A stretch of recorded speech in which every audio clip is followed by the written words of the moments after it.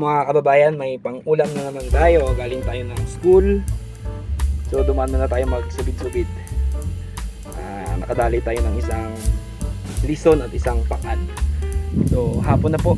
Try natin mag-isang area pa kung swertihin pa tayo. So ayan po, yan yung isla dito sa amin. Yan, doon pa ako umuwi.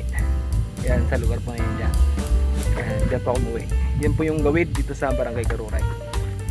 Diyan naman po, yan naman po yung Barangay Karuray. Diyan po yung school kung saan ako tuturo. So tumatawid pa ako ng dagat maghapon po. So yung ginagawa ko, basta pauwi na, madaan pa ako dito sa Bahura dito. Malapit lang naman siya. So pagka sinuwerte, nakakadali po tayo. Tulad ngayon.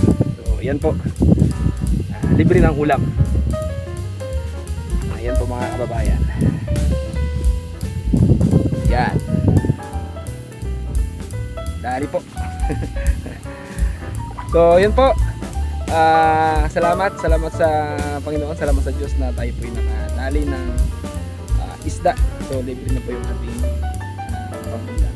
So yun po, maraming salamat sa inyong walang sawang pagsuporta at panonood po sa aking mga videos, lalo na sa aking YouTube channel. So subscribe na lang po, Gurong Mandaragat.